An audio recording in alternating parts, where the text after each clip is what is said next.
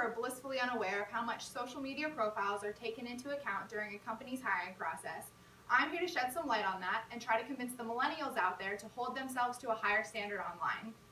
With the Millennials Guide to Social Media Success, I'm here to give you guys 6 simple tips to follow in order to shine like a star to future employers. Hello, my name is Jessie Wallace. I'm a 20-year-old student athlete at the University of Pittsburgh, and like many my age, you can find me on Facebook, Instagram, Twitter, LinkedIn, Pinterest, and Snapchat. Now I know what you guys must be thinking, oh boy, a millennial is about to tell us how to conduct ourselves online. This ought to be good. Well, like I said, that is exactly what I'm here to do, but I definitely believe I'm overly qualified to speak on this because I'm surrounded by young adults who have no idea how impactful the things they post online really are. And what's worse, a lot of them wonder why they haven't been picked for that prestigious internship that they've been working so hard for. Personally, I learn best by experiencing the world around me and watching how people's actions and reactions to things affect the people around them. I have tons of friends on Facebook and Instagram who know how to positively represent themselves on their social media accounts, but entirely too many who don't. So, I'm going to walk through 6 simple tips that I'm sure to follow every day that my generation, the college kids, should follow to positively establish themselves online and to set themselves up for success in the workplace. So, tip number 1, be grammatically sound. Time magazine claims that 66% of hiring managers said they would hold poor spelling and grammar mistakes against a potential candidate. I really can't stress this enough. I know that a lot of people think that social media platforms are the time and place to be grammatically incorrect, and in some cases, that's okay. But for those young adults who are trying to break into the corporate world, grammar is definitely important. Let's take a gander at a couple of different tweets, some that are grammatically sound and some that are not so grammatically sound. So, case number 1. I think my grandma has diabetes. This person definitely is trying to say that her grandmother has diabetes and just didn't quite get the words out right.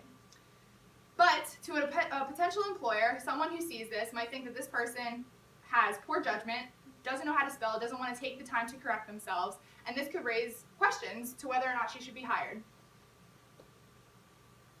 This tweet, on the other hand, from our very own football coach, Pat Narduzzi, well, the Panthers beat the ACC champs and the Big Ten champs. Hail to Pitt. These are the kind of things that Twitter is made for. It's simple, it's to the point, it's exactly what he's thinking. It's not necessarily written in the most grammatically correct way, in terms of sentence structure at least, but his grammar is there, his spelling is correct, he capitalizes the things he's supposed to capitalize, he has exclamation points, it's a quick little thought. This is the kind of communication that Twitter is made for. So, number 2. Only follow or friend people you know and trust.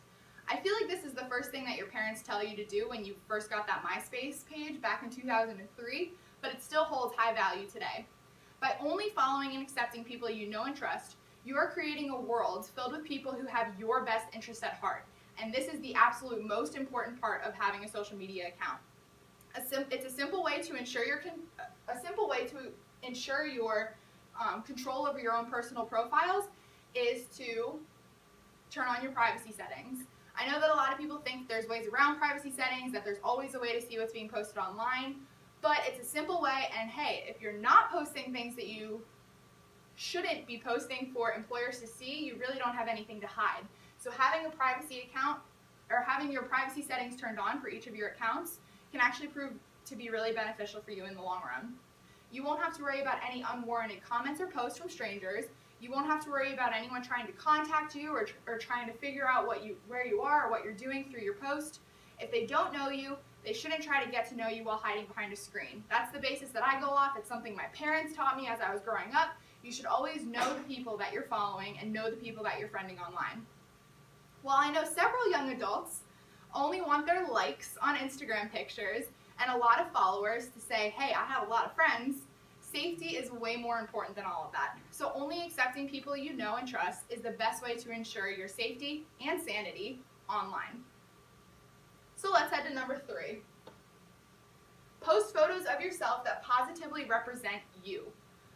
While this seems like a somewhat silly point to address, there are several college students who feel invincible to their followers and or want to go viral by posting embarrassing and sometimes extremely inappropriate pictures of themselves or the people they associate with.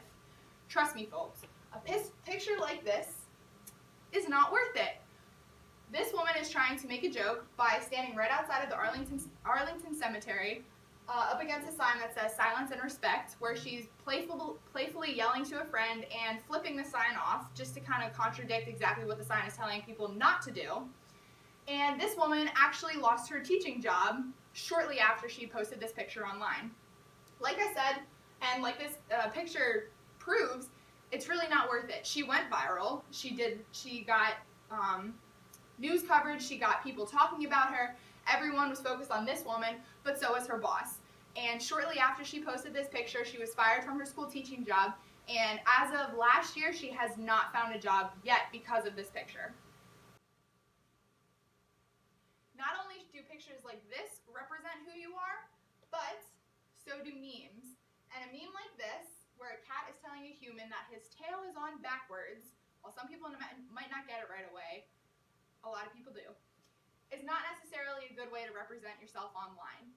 You need to understand that you might think of yourself in a high positive regard. Your friends who know you well might think of you as a well-rounded, grounded human being. But the potential employers who are looking on your online profiles to see if they should hire you don't know you that well. So having pictures like this or the previous one that I showed you guys really isn't worth it, because they don't know you and they could judge you solely based off of the things you decide to post, like this. These are two examples of good photos that people can post that shows that they're having a good time, they're out with their friends, but they're also obeying the law. They're also not being disrespectful to their environment, but they're showing that they're having a good time. So since I'm talking to college kids, I chose two photos of college kids doing what a lot of college kids do, tailgating. There's a lot of tailgating that goes on at the University of Pittsburgh, I know, but this is a good way to show that you're out with your friends, you're having a good time, but you're not doing anything that you really shouldn't be doing. They're cheering, they have their faces painted, they're not holding up beer bottles, they're not jumping all over a pong table, they're not really doing anything they shouldn't be doing, but they're showing school pride and they're looking like they're having fun. This is another example, a guy, college-age kid, who met Steph Curry. If you meet Steph Curry, I expect you to take a picture of it, and I do expect you to post it online. So he did a good job.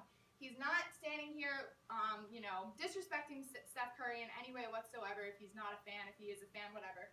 It's a simple way to show that you got to meet a famous person, but first of all. Second of all, you're a respectable person. The way he's dressed is good. He's not doing anything disrespectful, and these are just two good examples of ways you can represent yourself online, showing that you have friends, you know how to have fun, you don't need to post your wild Saturday night online. This brings me to my fourth tip, which is hide friends' comments, information, or pictures that can be deemed inappropriate. This obviously stems off of what I just mentioned about having to positively represent yourself online based on what you decide to post. But now I'm kind of focusing on outsiders who might want to tag you in things that they did that you were also doing that may not positively represent who you are as a person. This is a pretty self-explanatory rule if you ask me. Professors, college coaches, employers, deans of colleges do judge you by the company you keep. So if you're keeping tags on pictures with friends who post pictures like this,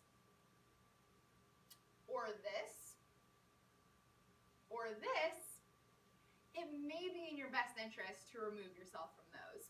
Professionals want to see that potential hires are responsible not only in the workplace, they're not just interested in you coming to work on time, getting all of your work done, and leaving at a reasonable hour. They want to make sure that you can compose yourself, conduct yourself with a high manner, and be responsible outside of the workplace as well.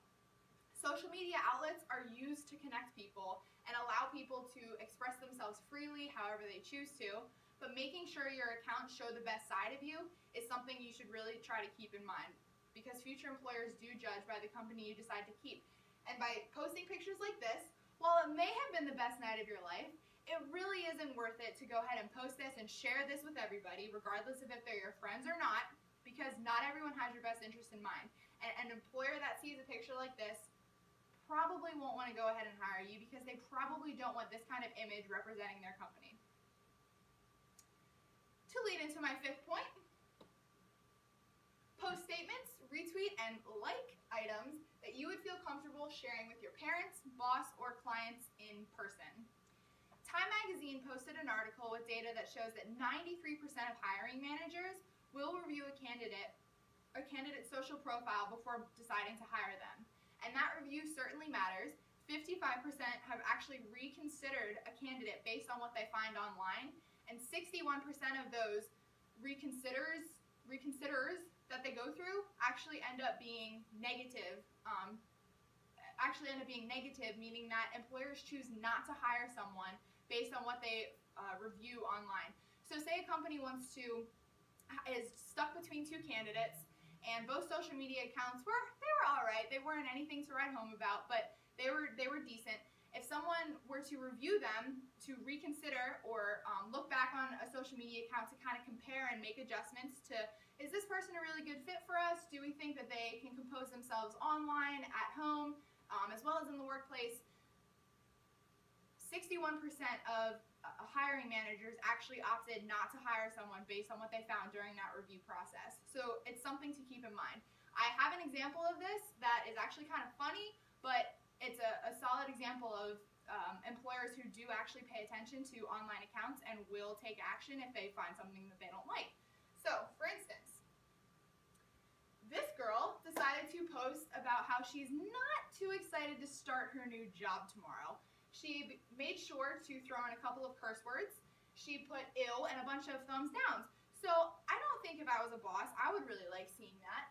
And her boss actually didn't like seeing it either. He responded with, "You don't start tomorrow. That FA job is today. I just fired you. Good luck with your no money, no job life." And she was fired on Twitter. There was actually a photo online that showed her response to him that just said, "LOL, I just got fired via Twitter." Which is pretty self-explanatory. It's just a dumb thing to do. It's not really a proper outlet to voice your opinions on work. Go home and shout at your wall, shout at your cat, talk to your mom. You don't need to tweet about it because employers will see it and they will judge based on what they see because they don't know you well enough.